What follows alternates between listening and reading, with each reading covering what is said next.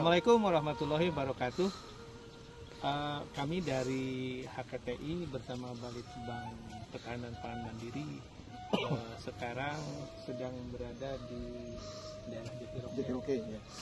Kebetulan ini tanah milik dari Pak Hajar Kasih yang akan dijadikan sebagai demplot untuk penanaman padi unggulan metode tabela KSP. Nah, sekarang saya bersama Kang Dudi nih. Bagaimana melihat kondisi tanah? Kita ambil satu contoh sampel tanah ini yang baru kita panen. Artinya belum terjadi satu proses pemupukan. Mari Kang kita lihat pH-nya berapa? 7. pH-nya 7. Oke. Jadi antara 6 sama 7 gitu. Ya, sudah oke. Kemudian konduktivitinya? Konduktivitinya 580. 580. Keren. Oke. Ini setara dengan daerah Ciherang Banjaran. Kemudian nitrogennya? Nitrogennya 41. 41. Wah, pas ini sama. Kemudian fosfornya? Fosfornya 58. 58. Wah, sama banget ya. Kemudian kalium? Kaliumnya 116. Oh, persis sekali. Ini luar biasa. Di Sumedang ternyata ada yang mirip dengan Ciherang Banjaran Bandung yang bisa 16 ton per hektar. Oke, kira-kira Kang Dudi harapannya bagaimana nih agar HKTI bisa memberikan contoh ke masyarakat di sini? Ya, saya harapkan para petani terus sadar bahwa wilayah kita juga ada yang memiliki potensi untuk bisa menghasilkan produk padi yang lebih optimal. Artinya sebetulnya ini bisa hasilnya itu bisa dioptimalkan seperti yang di Ciherang sampai dengan 16 ton seperti itu. Nah, ini tinggal bagaimana nanti cara metodenya, metode penanamannya, pengelolaannya, pemeliharaan pemupukan dan sebagainya seperti itu. Ini yang saya harapkan mudah-mudahan para petani di Jatinangor dan umumnya Sumedang bisa sadar bahwa kita bisa lebih baik lagi gitu. Bahkan mungkin nanti kalau lokasi ini kita sampaikan ke Dinas Pertanian Sumedang bahwa di Sumedang juga memiliki lokasi yang subur. Harusnya ini menjadi trigger untuk daerah lain. Kira-kira seperti itu kan? Ya, seperti itu. Ya. Oke, kita coba di daerah sebelah yang lainnya lagi ya. Oke, ini adalah lahan yang kedua yang kita ambil sampel tanahnya. Rencananya lahan ini mau ditebar bibit, tapi karena kita menggunakan metode tabela, tabur benih langsung, metode yang kita rencanakan pakai tabela KSP, akhirnya dibatalkan. Boleh dikatakan keinginan besar dari Pak Hajar Kasih, dan kebetulan kita coba yang kedua nih, belum diapa-apakan ya ini Kang, belum dikasih pupuk, belum apapun ya. Nah, alhamdulillah. Nah, ini sebagai contoh bisa dicek Kang Budi. Ya.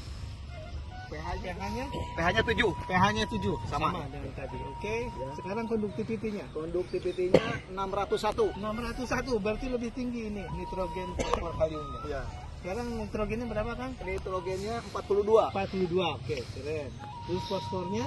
Fosfornya 60. 60. Oke. Kalium? Kaliumnya 120.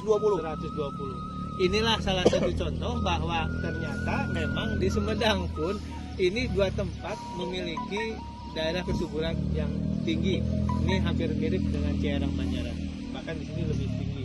Nah, untuk itu mungkin harapannya punten Pak Haji, beliau sebagai founder dari program Demplot di Kabupaten Sumedang, khususnya di daerah Jatiroke ya.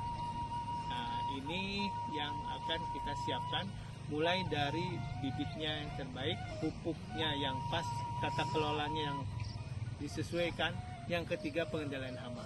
Ini mudah-mudahan bisa diterapkan di sini Pak Haji. Kira-kira bagaimana pendapat Pak Haji kalau sekiranya bisa lebih dari panen di sini gitu?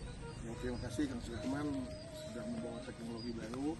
Harapan dari saya ini mudah-mudahan bisa meningkatkan produksi yang lebih baik, yang lebih tinggi.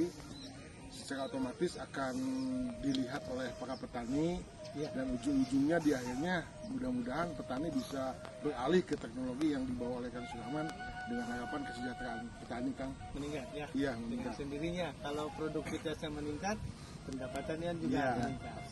Biasanya Pak Haji ini dengan luasan ini dapat berapa kuintal atau berapa ton dalam luasan ini? Per 100 bata itu kurang lebih sekitar 5 kintal.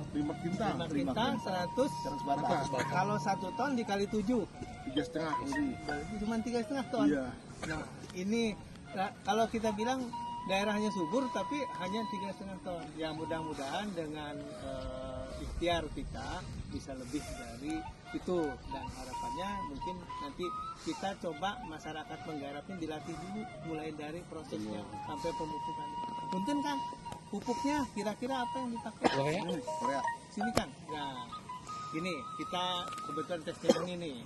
Punten, saya jenengan deh. Anoy. Kang Anoy. Ini kita akan menanyakan pupuk yang digunakan di sini apa?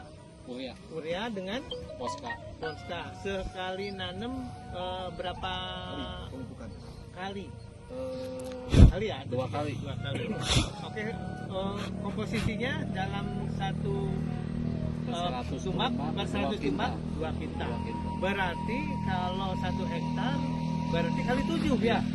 Itu 1,4 ton. 1,4 ton kan?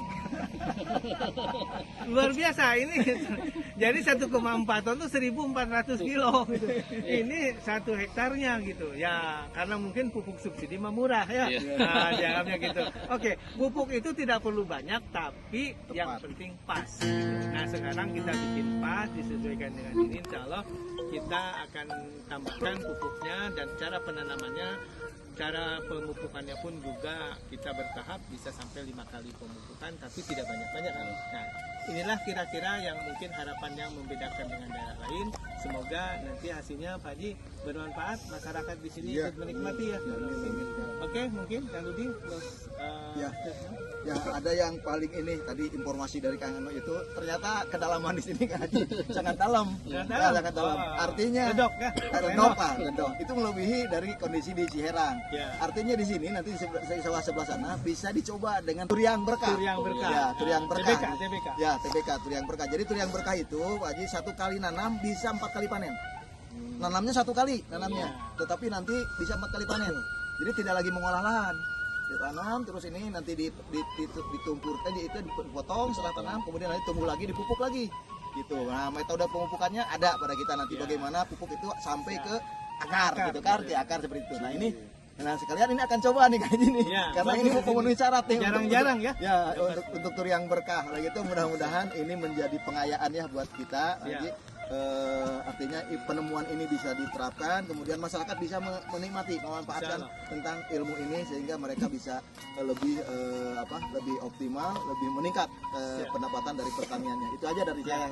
Mudah-mudahan edukasi ini bisa memberikan pembelajaran kepada masyarakat bagaimana cara meningkatkan pola atau budidaya pertanian sawah di sini. Mungkin kami dari kawasan sains dan teknologi pertanian terpadu Cilembu dan Kang Diri dari HKTI DPC Sumedang mengucapkan terima kasih kepada Pak Dijal Kasih. Mudah-mudahan niat baiknya di sini sama Kang ya di sini ikut sama-sama untuk mengupayakan apa yang kita kerjakan. Jadi intinya memang tidak mudah karena pola kehidupan kebiasaan itu kadang-kadang tidak mudah.